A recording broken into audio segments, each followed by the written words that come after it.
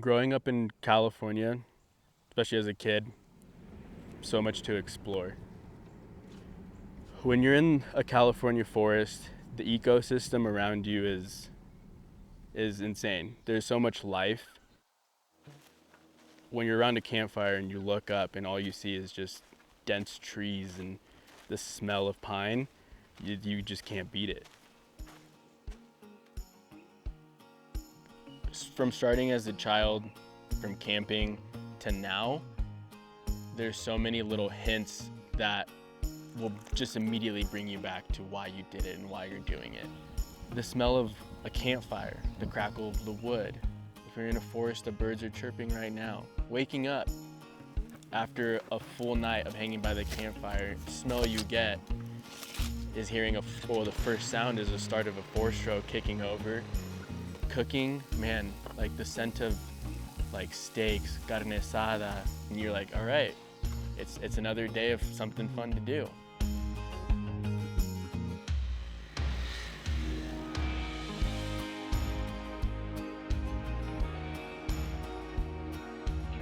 Having the truck with all the food, the coolers filled, that exploration that you have and that hint of excitement to hit the open road, it brought me back to like all the moments of growing up and exploring too. So it was kind of an innate feeling and really realizing now that like it's a thing, it's overlanding. Without actually getting into it, I was already doing it.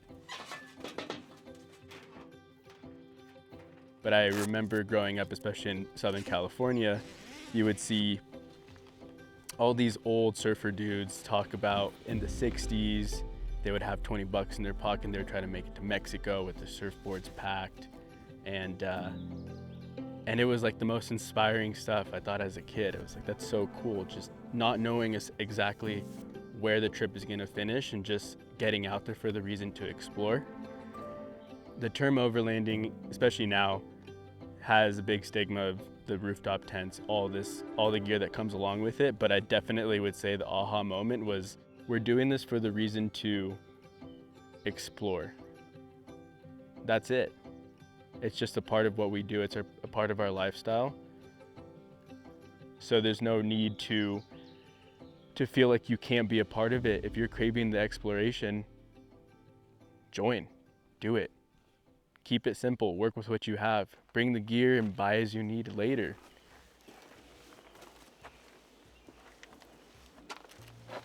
What has overlanding taught me about the world around me? A level of self-reliance when we're exploring, where if I'm exploring by myself, I have to be able to get myself in and out. A lot of times we're traveling where there's zero service and not many people around for hundreds of miles. Also relying on the people you're with, like everyone that goes on these trips with us, we should be able to trust them and rely on each other and work as a team to get out of certain scenarios. We've all been there. If you've overlanded, you've probably been in a hairy situation where you look back and you're like, wow, I was able to rely on my knowledge, my team, my gear, and myself to get out of a potentially bad situation. Memory from the road on that aspect.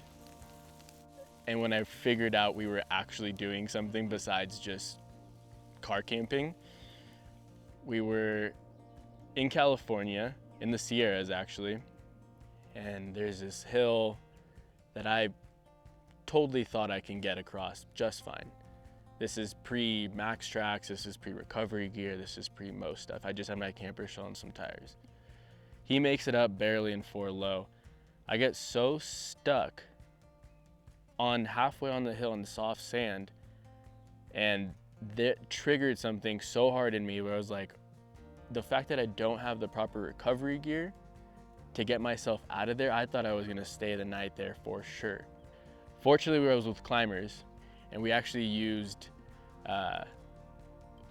climb rope, and they had some special knots going between the Tacoma and the rear end of my truck on the hitch, and we made it out. After that moment, the first thing I did, recovery gear. If you're getting involved in this lifestyle, and you're going to the places that you really want to visit, there's certain gear you must have.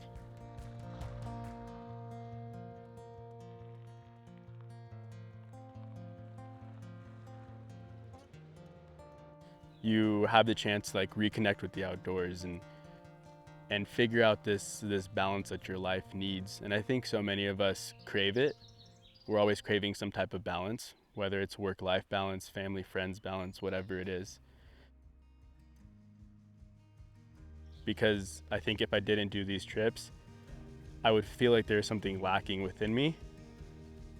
And overlanding has made that much of an impact of reconnecting me with the outdoors, giving me that balance, giving me a good circle of friends to do these amazing trips with, and meeting amazing people along the way too. The world is small once you start exploring different places. You start realizing that